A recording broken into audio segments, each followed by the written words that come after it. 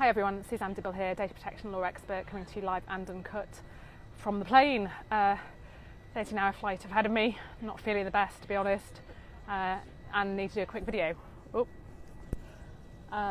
Because of my commitment to do a video a day, which after this long of doing it, I'm not going to fail on. So a really quick one today, and there's been a few questions in the group about B2B marketing. Now I'm also just want to say, if you haven't seen my post already, that I'm going to be doing a comprehensive webinar on GDPR and marketing that will cover all of this. But for those of you who can't wait for an answer, then hopefully this will help you. So, is there a distinction between B2B and B2C in GDPR? The answer is no, there isn't. Now, if people have told you that, that's because they're confusing another regulation, PECR, which stands for the Privacy and Electronic Communications Regulations, and that does distinguish between B2B and B2C marketing. Now, PECR talks about corporate subscribers, which are essentially limited companies, and individual subscribers, who are individuals, sole traders, and partnerships. Okay, so that's where the distinction comes in.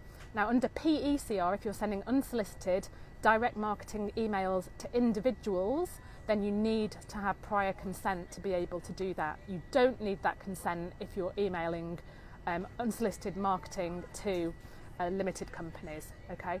Now, a step before that even is it personal data that you're dealing with?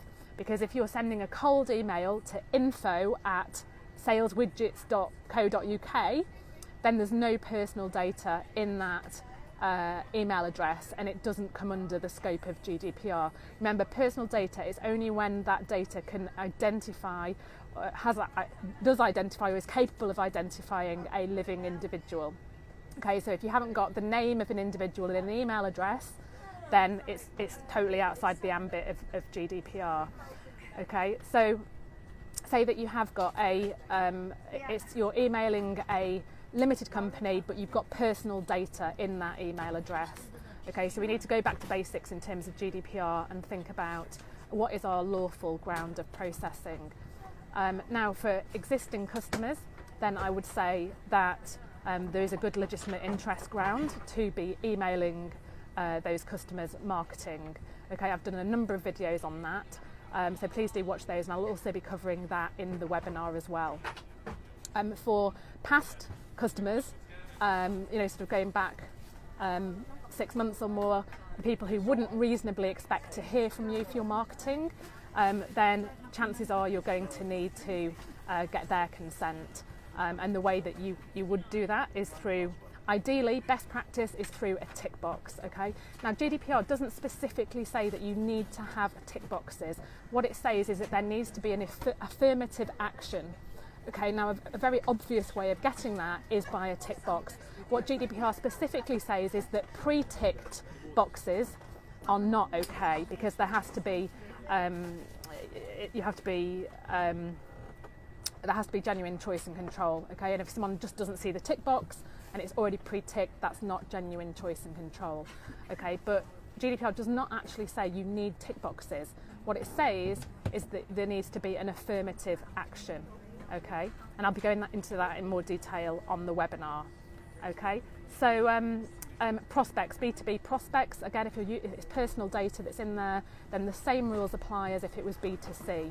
Okay, and again, you're probably looking at a consent ground of processing. Okay, so I hope that clears up some of the confusion there. I'm going to keep this video short and sweet, not least because the plane is now starting to fill up, and it's going to get quite noisy in a minute. They're starting on the intercom. So I'll leave it there. But if you haven't yet seen my post about the webinar I'm doing a really comprehensive webinar next week on all about marketing. I'll be covering all of this kind of stuff. Find the post and comment with your specific question about marketing, because I'll make sure, hope you can hear me over the tannoy, I'll make sure that I address that on the webinar. I'm not entirely sure when it's going to be yet, but it will be sometime next week. So do make sure you post your question in the comments, and obviously make sure that you come on to the live webinar, because if things aren't clear to you, or you've got an individual circumstances that you'd like me to answer on the webinar, then obviously that'll be to your interest to actually be listening in live.